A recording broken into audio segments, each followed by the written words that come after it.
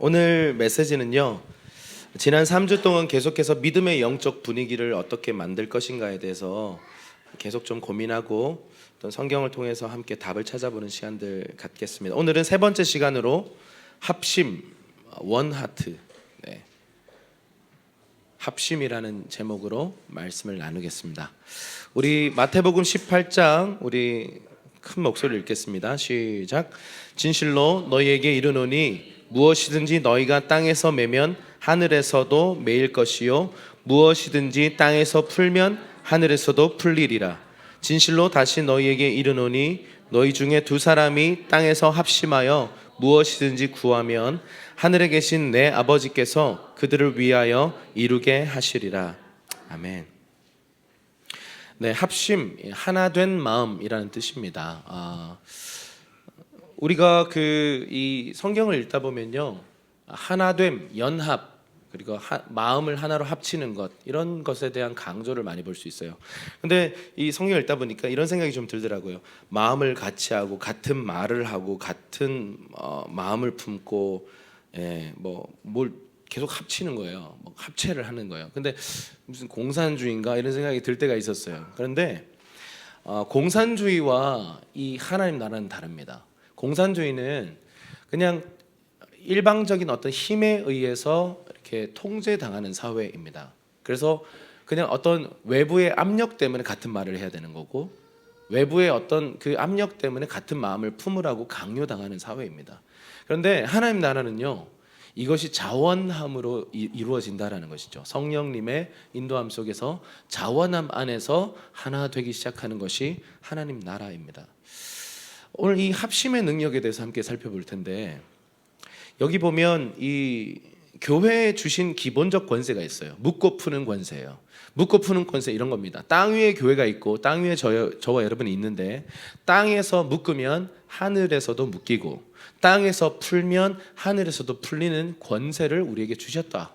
그게 성경이 말하는 교회에게 예수님이 주신 천국 열쇠예요. 결국은 이것은 예수 그리스도의 이름으로 믿음의 선포를 할 때 우리가 이 땅에 서 있지만 하늘의 영역을 우리가 영향을 줄 수 있는 존재가 됐다. 다시 말해서 하늘의 문을 열 수도 있고 지옥의 문을 닫을 수도 있는 그런 열쇠를 소유한 자들이 됐다, 이런 뜻입니다. 그런데 교회에게 주님께서 한 가지 또 전제와 단서를 주시면서 약속을 하나 하시는데, 그건 뭐냐면 너희가 합심하면 무엇을 구하든지 내가 들을게, 이렇게 얘기한 거예요. 너희가 한 마음이 되면 너희가 구하는 것은 내가 다 들을게. 여러분, 연합된 기도, 여러분의 가정 속에 연합된 기도가 주님께 드려지면요, 하나님이 들으시겠다라고 약속하신 거죠. 하나님이 정말 응답하실 수밖에 없는 기도는 어떤 기도입니까? 연합된 기도예요. 한 가정 안에도 그 일이 일어난다면, 두 사람이 해도 그 일이 일어난다면, 만약에 교회 안에서 연합된 기도가 주님께 올려드려지면 어떤 일이 벌어질까요? 자, 좀 더 나아가서 교회와 교회들이 연합해서 예를 들어서 통일을 위해 기도한다면 과연 어떤 일이 벌어질까요? 여러분, 이런 이야기를 들은 적이 있어요. 한국 교회가 너무 분열된, 엄청난 분열의 역사를 경험해 왔어요. 사실은 한국 교회의 역사는 분열의 역사였다라고 말해도 과언은 아닙니다. 우리나라처럼 이렇게 교파와 교단이 이렇게 다양한 교회도 참 드물어요. 그래서 외국 사람이 이렇게 얘기한답니다. 한국 교회는 분열되면서도 이렇게 부흥했다면 만약 연합된다면 과연 무슨 일이 일어날까라고 외국 사람이 한국 교회를 향해서 그렇게 말하는 걸 들은 적이 있습니다. 한국 교회는 분열되면서도 이렇게 성장했는데 만약에 하나 된다면 과연 무슨 일이 일어날까? 여러분, 성경이 얘기하고 약속하는 것은 뭐냐면 합심하기 시작할 때 어마어마한 영적 돌파와 하나님의 응답들이 약속되어 있습니다. 자, 빌립보서 2장 2절에서 4절 한번 읽어볼게요. 시작. 마음을 같이하여 같은 사랑을 가지고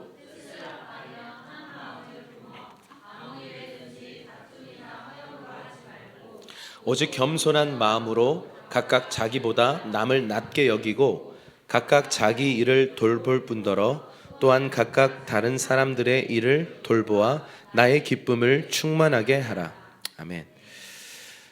빌립보서의 그 2장은 예수님의 마음을 너희가 가져라라고 하는 주제를 말하고 있습니다. 그런데 그 전에 무슨 얘기를 하냐면 마음을 같이 하고 같은 사랑을 가지고 같은 뜻을 가지고 같은 마음을 품고 또 다른 본문들에 보면 같은 말을 하고 같은 소망을 바라보고 같은 부르심을 가져라 이렇게 얘기하는 거예요.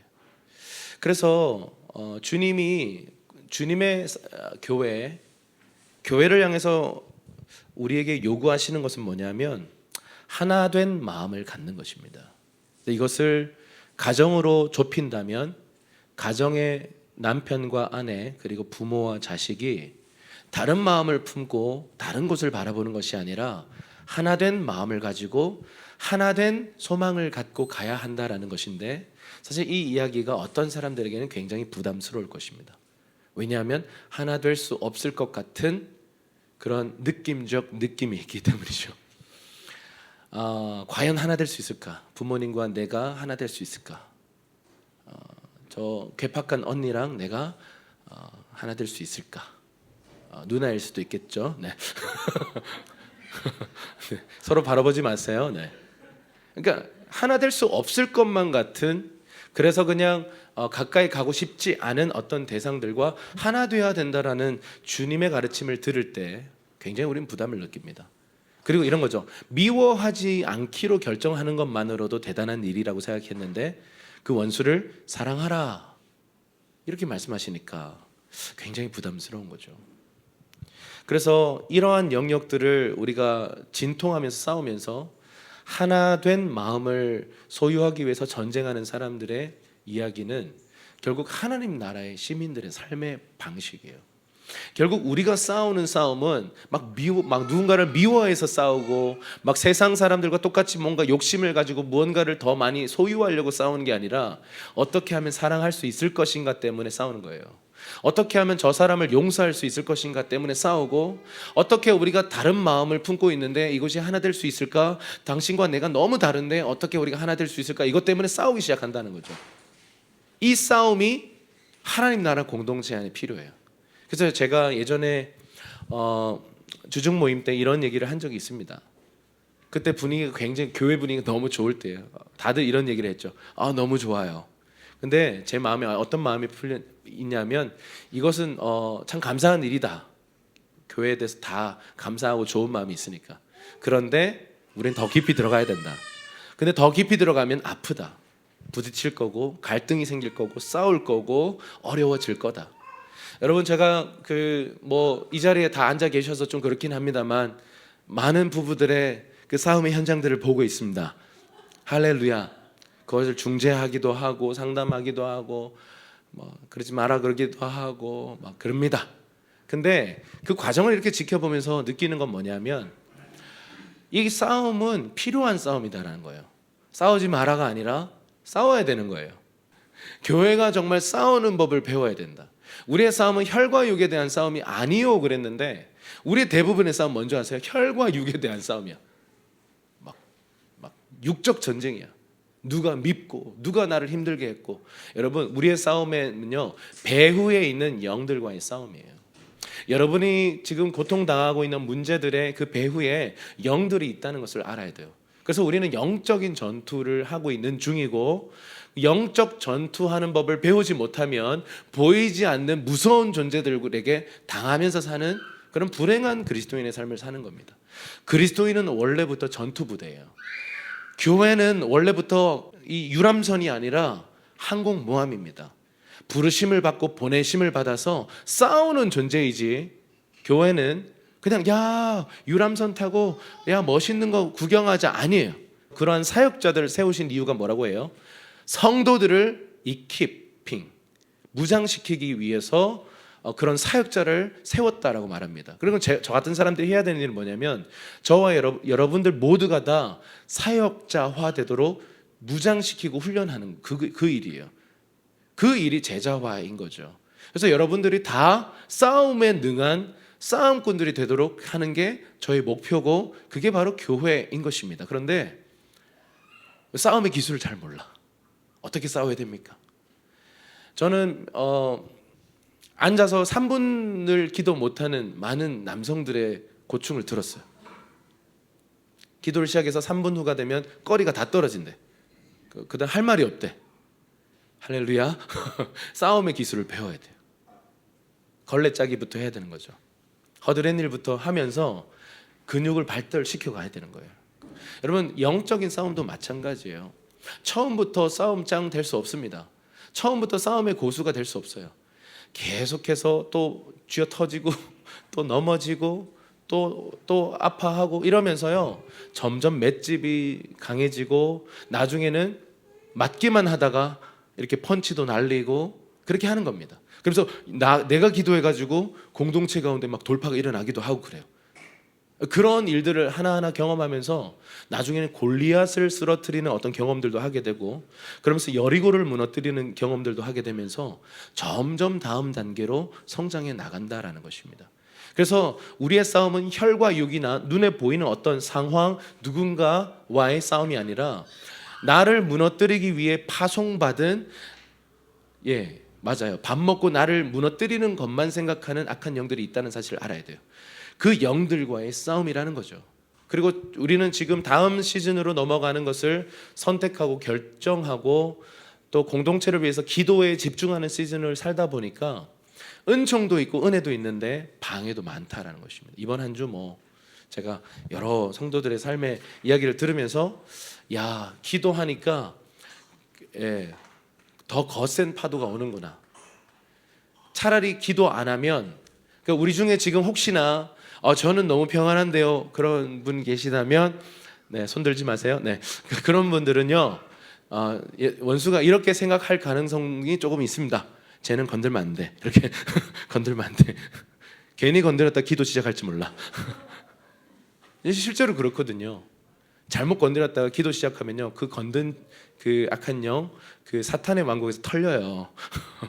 그러니까 우리의 삶 안에 평안의 시즌이 올 수도 있고요, 또 전쟁의 시즌이 올 수도 있는데, 지금은 우리가 다 좀 기도하면서 전투해야 될 시즌입니다. 그래서 특별히 여러분의 삶에 지금 너무 큰 것 같이 폭풍이 와 있다면 여러분 속지 마세요. 그 폭풍의 눈 안으로 들어가시는 법을 배우셔야 돼요. 그 태풍의 눈에 거하는 법, 그게 시편 91편의 약속입니다. 주님의 임재 안에 숨는 법, 주님의 날개 안에 숨는 법이에요. 그걸 배우기 시작하는 거죠. 그래서 이런 고백을 하는 거예요. 전쟁 중에도 주님은 평화이십니다. 폭풍 중에도 주님은 나의 피난처이십니다 라고 고백하는 거죠. 그래서 이 합심이라고 하는 이 단어는요, 교회 안에 만들어 놓아야 할 영적 분위기입니다. 많은 사람들이 하나님 나라 임해 주십시오라고 기도하지만 이 천국이 이 땅에 임할 수 있는 그릇이 뭐냐면 연합이에요. 다시 말씀드립니다. 천국이 이 땅 위에 임하려면 어떤 영적 분위기가 형성돼야 되는데 그게 바로 합심이고 연합입니다. 여러분의 가정에 천국이 어떻게 임할 수 있겠습니까? 기도 많이 하면, 물론 기도 많이 하면 임합니다. 근데 연합될 때 임하는 거예요. 하나님 나라 임해 주세요. 그러고 막 이렇게 막 툴툴거리고 막 이렇게 막 싸우고 이러면 하나님 나라가요, 임할 수가 없는 거죠. 그래서 그릇을 준비해라라는 것입니다. 자, 그러면 합심이 쉽지 않은 이유 한 4가지 정도만 살펴볼게요. 첫 번째는 비교와 경쟁 의식입니다. 자, 우리 한번 읽어볼게요. 마태복음 18장 1절에서 4절입니다. 시작. 그때에 제자들이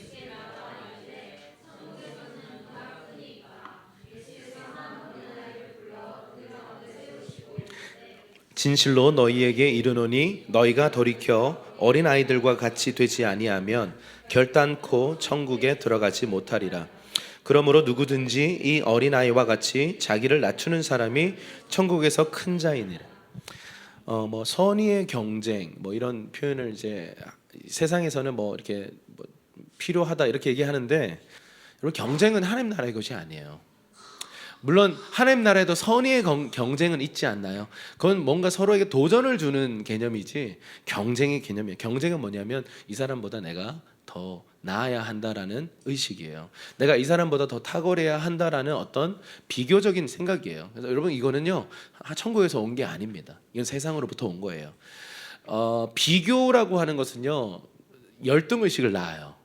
많은 사람들이 착각하는 게 뭐냐면 내 안에 있는 재능은 탁월하지 못합니다라고 말하는 사람들의 이야기를 들어요. 거짓말이에요. 여러분 탈란트 비유에 보면 10달란트, 5달란트, 1달란트 이렇게 받았는데 1달란트가요 어마어마한 재정이에요. 이 1달란트 받은 사람이 10달란트 받은 사람 보면 받은 이 종을 보면서 비교했어요. 그리고는 고작 1달란트네. 그리고 묻어뒀단 말이에요.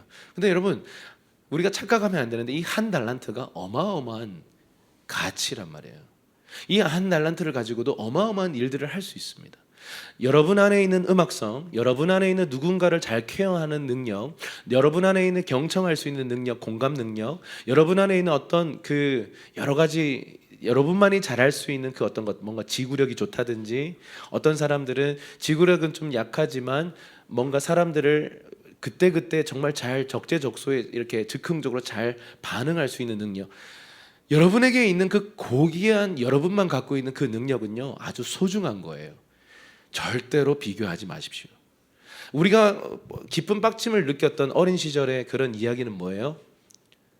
저기 옆집 아이는 이번 성적이 뭐 너보다 뭐 이랬더라.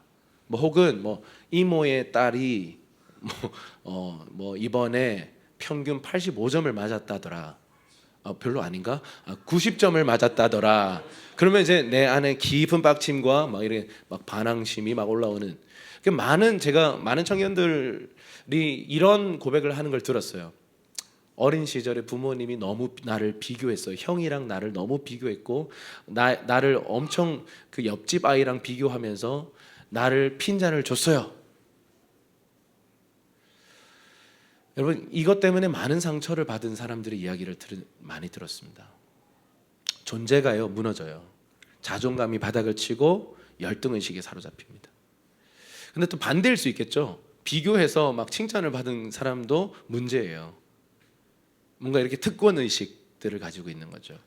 그런 거예요. 큰아들 컴플렉스 있잖아요. 누가복음 15장에 나오는 탕자의 형, 그러니까 막 항상 내려다보면서 저런 인간들이 이러면서 이렇게 막 누군가를 막 판단하고 그런 거에 익숙해지는. 그러니까 우리는 비교라는 것은 하나님 나라에서 온 게 아닙니다.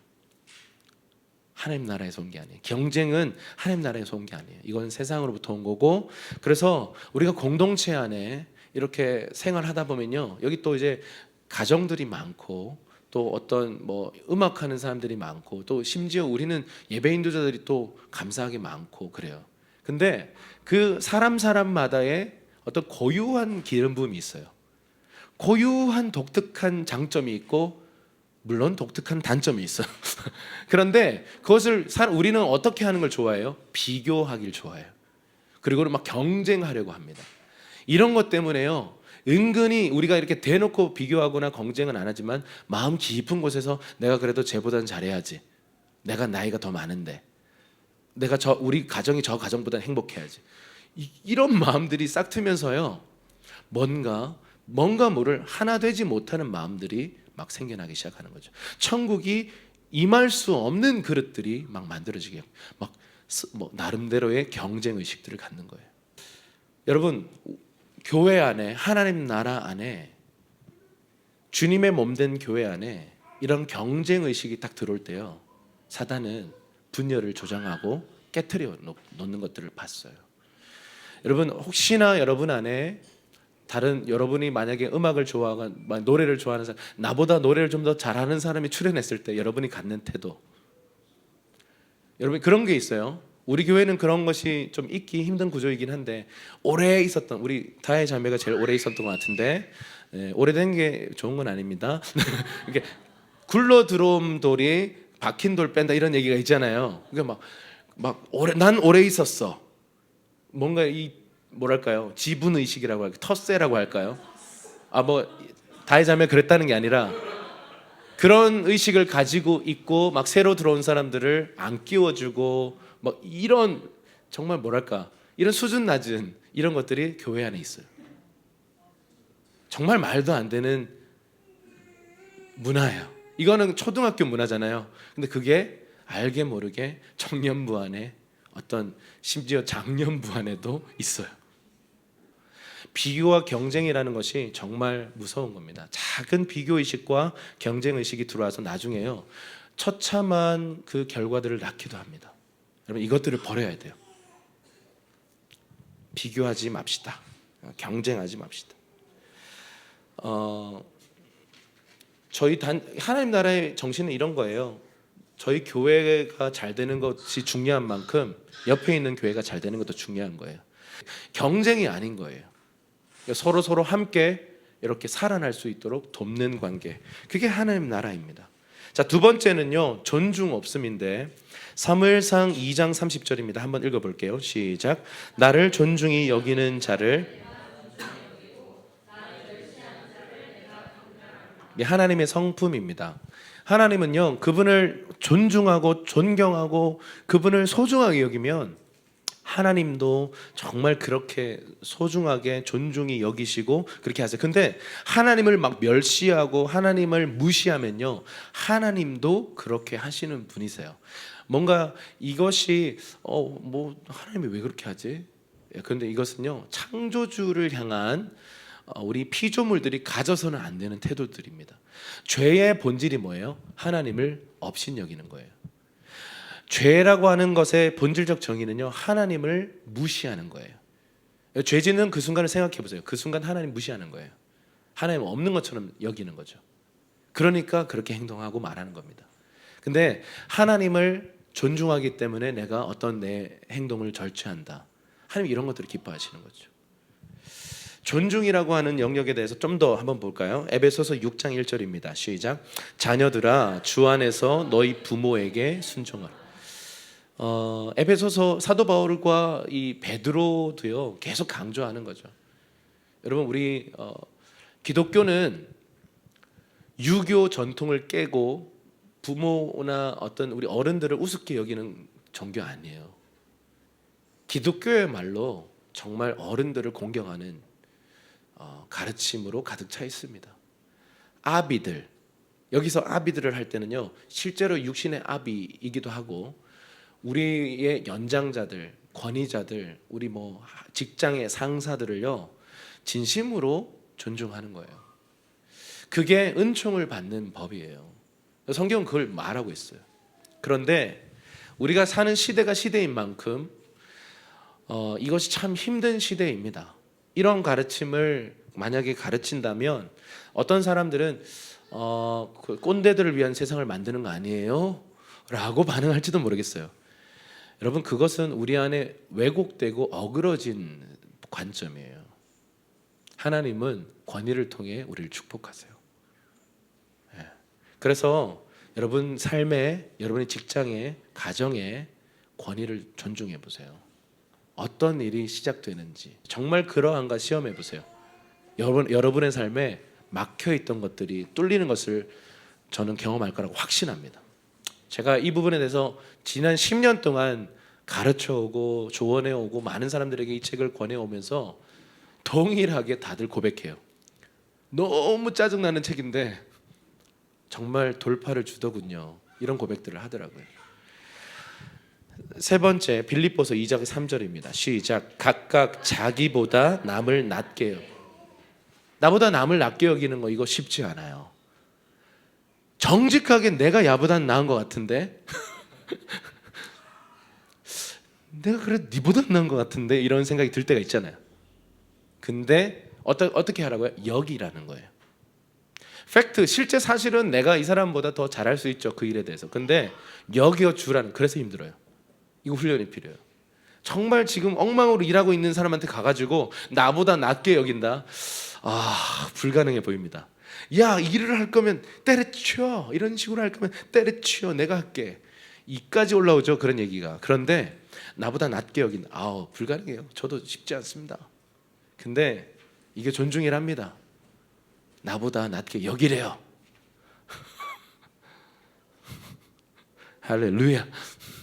이 모두가 우리에게 숙제입니다. 존중의 문화를 만드는 거, 우리 한국이 정말 취약한 영역이에요. 존중 없음의 문화가 가득 차 있어요. 직장 생활 보세요. 군대 가 보세요. 존중을 받습니까? 요즘은 조금 다릅니다만, 저희 때까지만 해도 화장실 가고 싶습니다 그랬다가 맞았어요. 쌀 것 같은데 화장실 갔다 오겠습니다 그랬다가 막 쌍욕을 들으면서 맞았어요. 이건 존중 없음 아닙니까? 그러니까 이런 말도 안 되는 그런 문화를 갖고 있는 곳이 너무 많습니다. 그래서 한번 우리 옆 사람에게 나보다 당신을 낮게 여기겠습니다 한번 얘기해 주시죠. 앞뒤 분도 한번 보시면서. 네. 자, 세 번째는요, 판단이에요. 교회 안에 또 가장 많이 들어와 있는 것이 뭐냐면 판단인데요. 판단은 이런 겁니다. 판단의 말을 내뱉는 것과 판단의 어떤 행동을 하는 것, 이거는 사실은 그렇게 많이 일어나진 않죠. 빈도수에 비해서는. 근데 말을 하진 않아도 속으로 누군가를 판단하는 일은 너무 많이 일어나요. 우리의 싸움은 혈과 육이 아니라 영적 전쟁이라 그랬어요. 그런데 속으로 생각만 해도 이건 죄이기 때문에요, 문이 열려요. 저는 교회의 어떤 그 하나님의 좋은 흐름들이 어떻게 순식간에 이렇게 새 나가는지를 여러 번 목격했는데, 판단을 통해서 새 나가요. 서로 판단하는 거예요. 서로 누군가를 판단하고 비판하는 마음, 비판의 말들의 속삭임들이 나오면요, 영적 분위기가 흐려져요. 그래서 천국이 임해지지가 않는 거예요. 막 원수들이 와서 들쑤시고 다니는 거죠. 여러분, 그 판단이라고 하는 것의 그 하나의 본질적인 그 자리는 뭐냐면 심판자의 자리에 내가 오르는 거예요. 여러분, 선악과를 먹은 것의 의미가 뭐냐면 선악과를 딱 먹는 순간 선과 악을 분별하는 기준이 내가 돼요. 이건 옳고 저건 그른 거야. 사실 우리 모두 다 그렇게 살아왔거든요. 우리가 뭐라고 선악을 분별해요. 우리가 뭐라고 선악의 기준점이 내가 돼요. 내게 좋으면 선한 것이고요, 내게 싫은 거면 악한 것이다 라고 그렇게 생각하면서 살아오는 게 우리 인간의 교만이었어요. 그래서 사사기의 패턴을 이렇게 표현합니다. 자기 소견에 옳은 대로 행했더라 그랬다가 한 세대가 망했어요. 여러분, 우리가 정말 필요한 건 뭐냐면 심판자의 자리에 올라가지 않기로 결정하는 거예요. 욕구가 가득해 있을 거예요.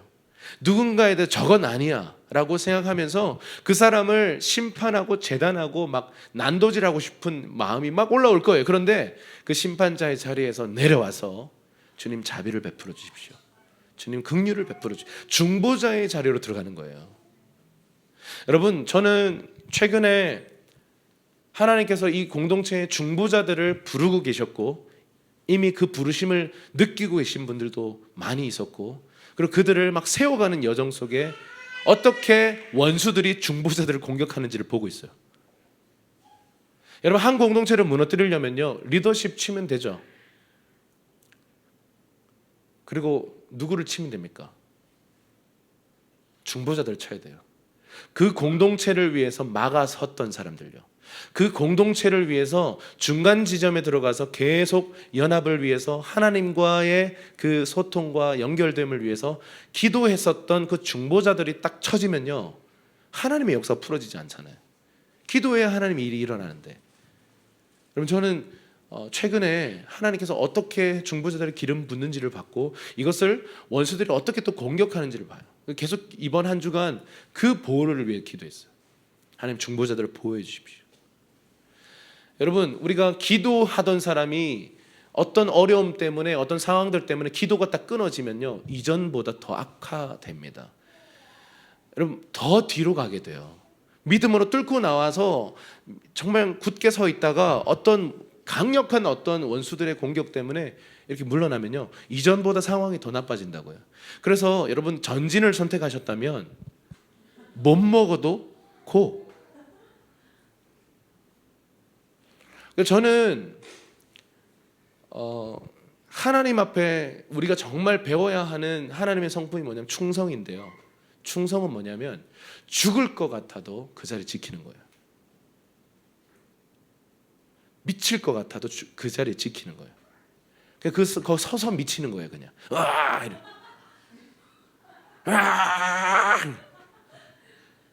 그래서 제가 참 노방을 하면서 배운 건 뭐냐면 2001년부터 이제 19년, 20년 정도 됐네요. 내년 이제 20주년인데 노방에서 배우는 건 뭐냐면 충성됨이라고 하는 하나님의 성품이에요. 정말 못할 것 같은 상황이 너무 많거든요. 많은 분들이요, 이게 노방 시작한 지 얼마 안 된 분들이 이런 질문을 해요. 오늘도 합니까? 오늘도 합니까? 이 뭐예요? 오늘 못할 것 같은데 합니까? 날씨가 지금 못하는 상황인데 합니까? 그래서 제가 이렇게 답장을 썼죠. 폭풍이 와도 이렇게 적었어요. 그리고 실제로 우린 폭풍이 와도 하거든요. 폭풍이 왔는데 한 번은 이렇게 비가 이렇게 오더라고요. 우리한테. 그래서 악기상 하잖아요.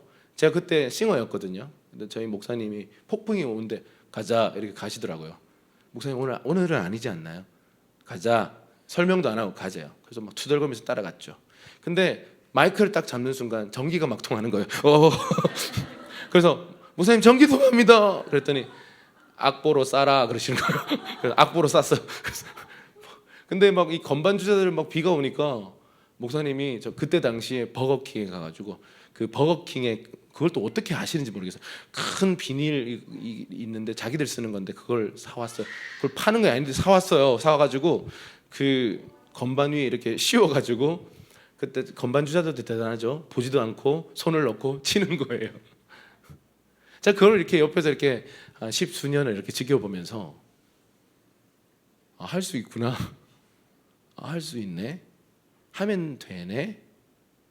촛불 시위하고 있었어요. 광우병. 그 몇 년도인지 기억이 안 나요. 이명박 정부 때예요.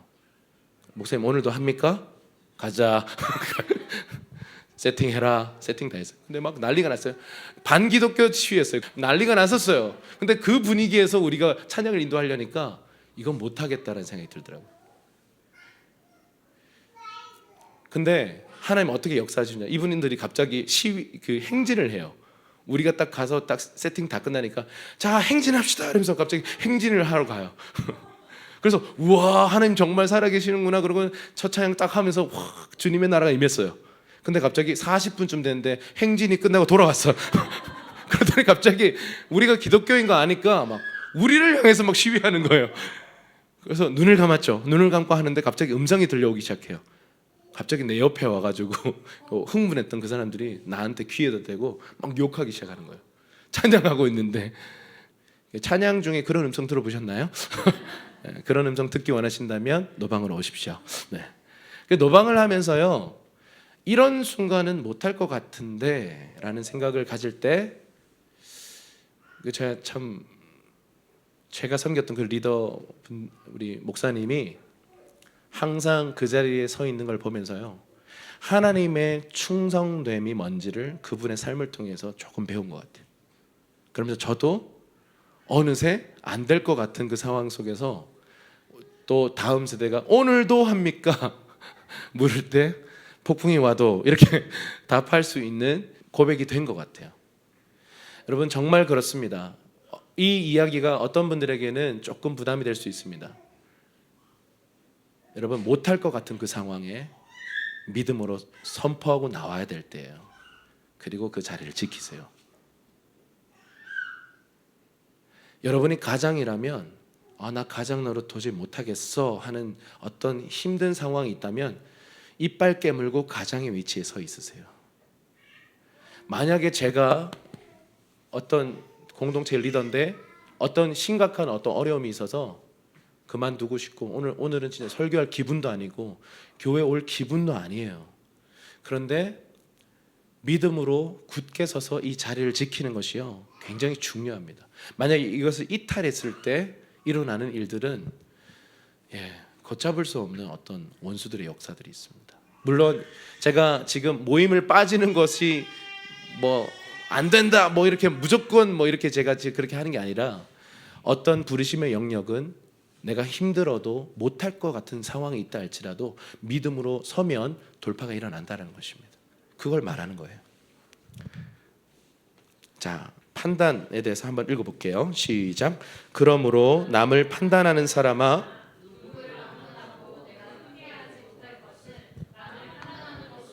네가 너를 정죄함이니 판단하는 네가 같은 일을 행함이니라. 이런 일을 행하는 자에게 하나님의 심판이 진리대로 되는 줄 우리가 아노라. 네가 하나님의 심판을 피할 줄로 생각하는. 그러니까 한마디로 말씀드리면 판단하는 그 사람 안에 똑같은 행동들이 있다는 거예요. 그러니까 네 눈에 들보부터 빼고 다른 사람에게 티를 지적해라 이 말입니다. 그래서 티를 지적하는 건 필요하다는 거죠. 피드백이 반드시 필요해요. 그런데 들보를 뺀 후에 하라 이 말입니다.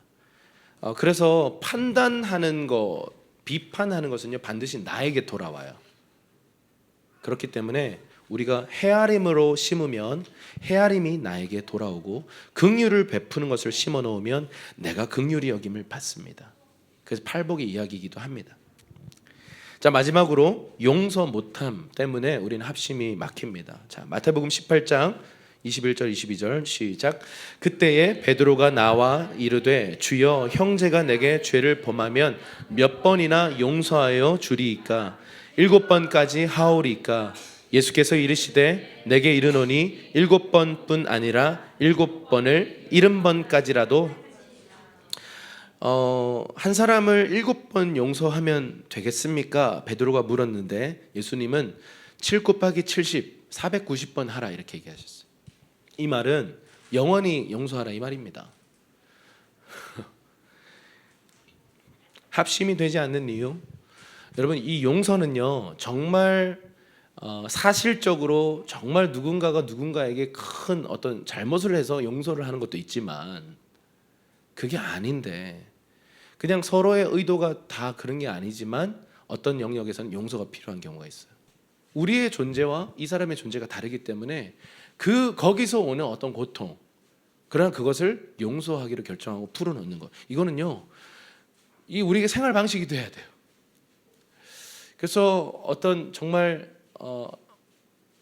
가장 이게 많이 대입되는 관계가 친밀한 가족 관계가 아닌가 싶습니다.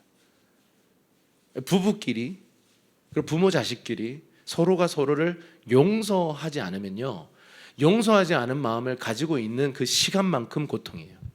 그만큼 원수들에게 문을 열어주는 기간입니다. 여러분 그냥 7번까지가 아니라 490, 아니 영원히, 아니 그냥 내가 용서의 보좌가 되기로 결정하는 거, 그 삶의 방식을 사는 것이 기독교의 가르침이에요. 주님의 가르침이에요. 그래서 합심을 할 수 없죠. 용서를 못하는데 어떻게 합심합니까? 근데 이 용서를 통해서 마음을 하나로 합쳐가는 거죠. 그래서 여러분 우리가 서로가 하나가 될 때 항상 필요한 건 뭐냐면 일방적으로 맞추는 것은 연합 아닙니다. 이런 거죠. 내가 이 사람 더 좋아해서 일방적으로 맞추잖아요. 그거는 맞추는 거지 연합이 아니에요. 연합은 먼저 뭐냐면 각자가 각자를 포기하고 깨트리고 죽이면서 하나 되는 거예요. 이 주먹을 맞추면 딱 하나잖아요. 근데 처음부터 이렇게 맞지 않다고요. 톱니바퀴가 안 맞아요. 그래서 막 울퉁불퉁한데 맞추는 과정, 자기를 깎는 과정을 통해서 둘이 한 몸이 되는 겁니다. 그래서 그 과정, 그 싸움은 반드시 필요하다. 그런데 싸움의 기술을 배워서 지혜롭게 싸워야 된다라는 것입니다. 그래서 그 부분에 대해서 우리가 앞으로 계속 배워나가야 할 부분입니다. 이 네 가지 중에서 당신 안에 지금 합심을 방해하는 가장 큰 장애물은 뭔가요? 이 외에 또 다른 것이 있을 수 있겠습니다. 그런데 이 네 가지 중에 여러분 안에 지금 어떤 것 때문에 하나 되지 못하고 있는지 한번 분별해 보시면 좋겠습니다. 그래서 이 비교와 경쟁과 판단을 내어버리고 나보다 상대를 낮게 여기는 그 존중, 그리고 용서를 배울 때 우리는 합심할 수 있습니다. 교회 안에 이런 육체의 일들이 풀어지면요 어둠의 영들의 역사가 증가됩니다. 그런데 용서와 존중과 이 모든 것들을 하나하나 깨기 시작하면, 연합의 분위기를 만들기 시작하면 하늘이 땅 위에 내려온다라는 것이죠. 자, 이 모든 것의 그 시작점이 되는 성품은 겸손입니다. 우리 한번 빌립보서 2장 5절에서 8절 읽어볼게요. 시작. 너희 안에 이 마음을 품으라. 곧 그리스도 예수의 마음이니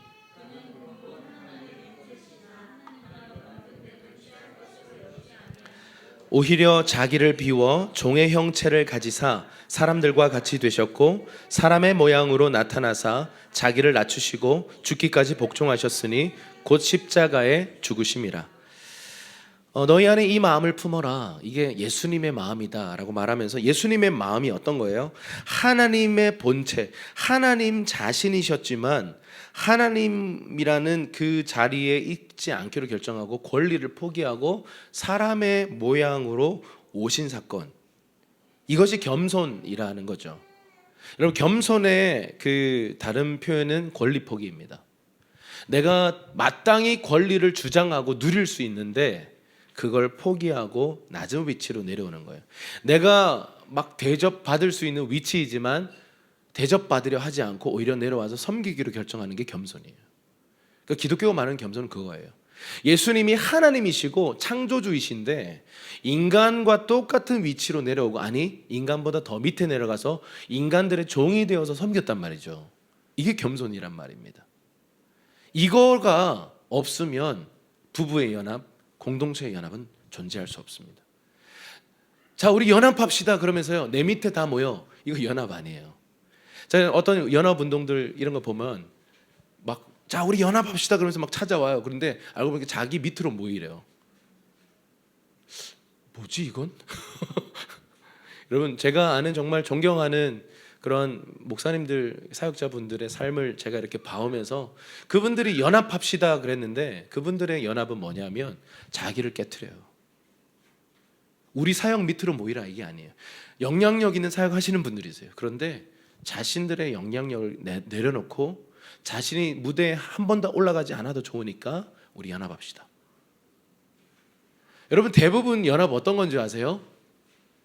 당신은 사회를 보고, 당신은 성경 봉독을 하고, 당신은 설교를 하고, 당신은 기도 인도를 하고, 당신은 축도를 하고, 당신은 광고를 해요. 그게 연합이라고 생각해요? 아니요. 연합의 중심에 있는 사람은요, 자기를 깨트려야 돼요. 정말 연합하려면요, 내가 단 한 번도 무대에 안 올라가도 다른 사람들이 무대에 올라가는 것을 기뻐할 수 있는 사람이어야 돼요. 그게 연합이죠. 그 자리 나눠 먹기, 그건 연합 아닙니다.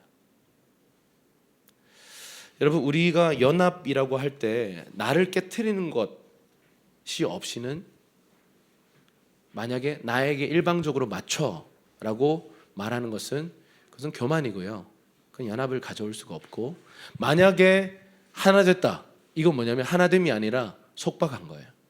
짓누른 거예요. 통제한 거고 조종하는 거예요. 그건 연합이 아니에요. 여러분 안에 어떤 니드를요, 말해야 합니다. 나 사실 정말 고디탕이 먹고 싶어. 함께 연합할 때 그런 주님의 은혜가 임할 수 있는 거죠. 근데 제가 좀 웃으라고 이렇게 말씀드렸지만, 나의 니즈를 그냥 뭐 사랑하니까 라는 이름으로 이게 사랑인가 보다 라고 말하면서 일방적으로 맞추다 보면요, 내 안에 어느 순간 터져버려요. 터져버리면 이게 건강한 소통이 아니라 서로에게 파괴적인 그런 영향을 줘버립니다. 그래서 여러분, 꼭 여러분 안에 있는 이야기를요, 꼭 말하는 훈련을 하셔야 돼요. 나는 사실 고디탕이 먹고 싶어. 네, 지혜롭게 하세요. 끝까지 막 포기 안 해서 막 싸우고 그러지 마시고. 네. 베드로전서 5장 5절입니다. 시작. 젊은 자들아, 이와 같이 장로들에게 순종하고 다 서로 겸손으로 허리를 동이라. 하나님은 교만한 자를 대적하시되 겸손한 자들에게는 은혜를 주시느니라. 합심으로 나아가려면요, 겸손이라고 하는 것을 우리 허리에 동여매야 돼요. 하나님은 교만한 자를 대적하십니다. 여러분의 삶에 교만이 이렇게 은근슬쩍 싹 트거든요. 나 요즘 좀 잘 사는 것 같아. 100%예요. 100% 교만의 마음이 자기의가 올라온 겁니다. 이게 내가 한 것 같거든요. 그러면 다음 날 대부분 누워 있더라고요. 다음 날 이렇게 막 만신창이로 누워 있던데, 정말 우리는 은혜가 필요한 존재예요. 뭔가 요즘 잘 살고 있는 것 같아. 이 생각이 굉장히 위험한 생각이에요. 내가 잘 살고 있는 게 아니에요. 하나님 은혜인 거죠. 그래서 어쨌든 이 교만한 자를 하나님은 물리치시는 분이기 때문에, 왜 자꾸 내 삶을 자꾸 하나님 이렇게 힘들게 하세요? 내가 교만해서 그래요. 내가 정말 겸손하다면 하나님 막 은혜를 쏟아 부어주시고 정말 안달나신 분이 우리 하나님이세요. 지금 내 삶 가운데, 지금 이 전환기 가운데 우리가 정말 준비해야 할 성품은 겸손입니다. 시편 133편 1절에서 3절 우리 관련 구절도 쭉 읽고 좀 마무리하겠습니다. 시작. 형제가 함께 한 마음으로 사는 것이 얼마나 선하고 얼마나 보기 좋은가. 그것은 마치 귀한 기름을 머리에 부어 수염에까지 아론의 수염에까지 흘러내리고 그 옷깃에까지 흘러내리는 것 같고 또 헤르몬의 이슬이 시온산에 내리는 것 같구나. 거기서 여호와께서 복을 내리셨으니 바로 영원한 생명이로다.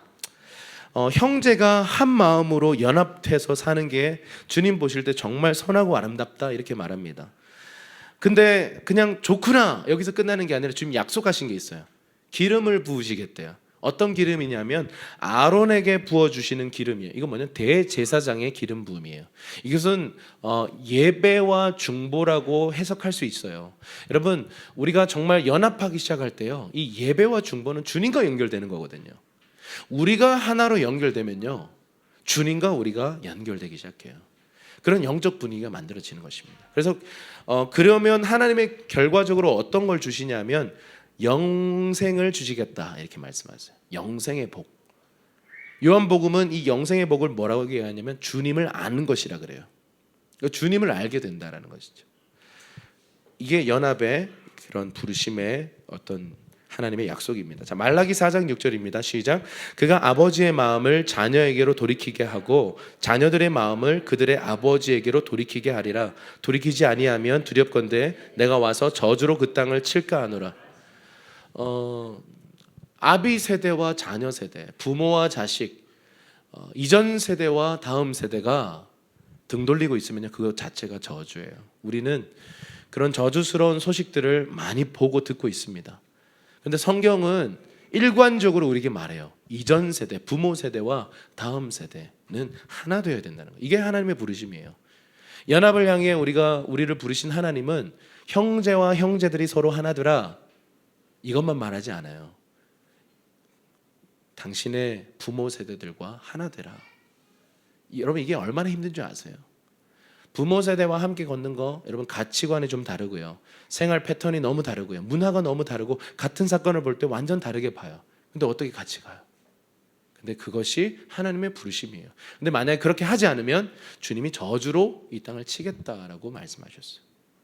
요한복음 17장 21절 22절입니다. 시작. 아버지여, 아버지께서 내 안에 계시고 내가 아버지 안에 있는 것 같이 그들도 모두 하나가 되어 그들로 우리 안에 있게 해 아버지께서 나를 보내셨다는 것을 세상이 믿게 하소서. 아버지께서 내게 주신 영광을 내가 그들에게 주었습니다. 이것은 우리가 하나인 것 같이 그들도 하나가 되게 하려는 것입니다.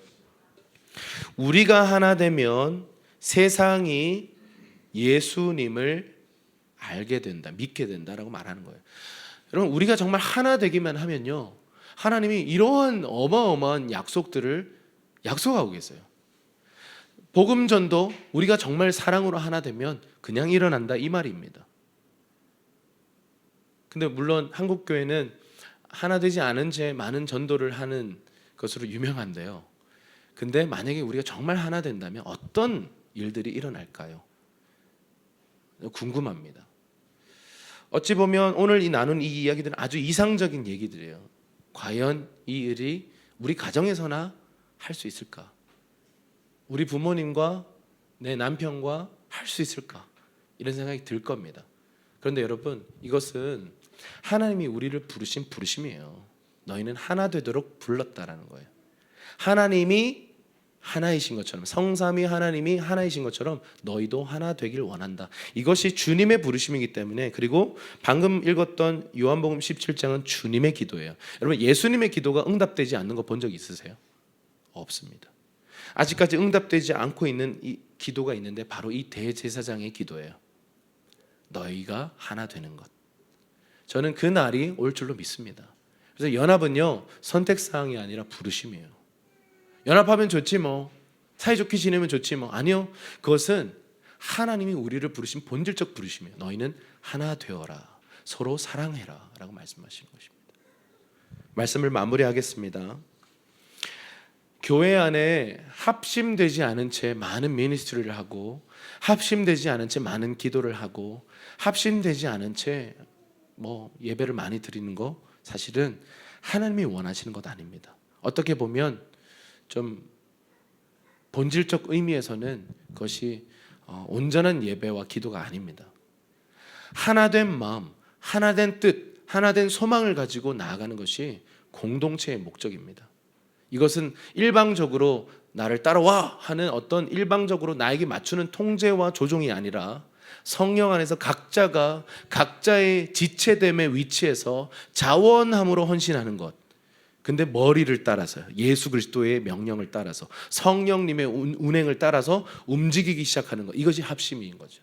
너희가 그렇게 하기 시작할 때 하늘이 땅 위로 내려오는 것을 보게 될 것이다 라고 말하는 것입니다. 여러분의 부부가 진정으로 하나 되기 시작하는 그날, 하나님 나라가 가정 가운데 권능으로 임할 것입니다. 우리 교회가 서로 다르지만 하나 되기 시작할 때 하나님의 나라가 권능으로 이 교회 위에 나타나게 될 것입니다. 아직까지 유일한 분단 국가인 남과 북의 대치된 이 상황을 보면서 한국은 연합의 부르심이 있는 국가예요. 사단은 그것을 알기 때문에 우리를 갈라놓은 것입니다. 수많은 갈라짐과 분열의 역사가 한국에 있었습니다. 그러나 하나님은 우리를 연합의 자리로 초청하고 부르고 계십니다. 함께 기도하십시다.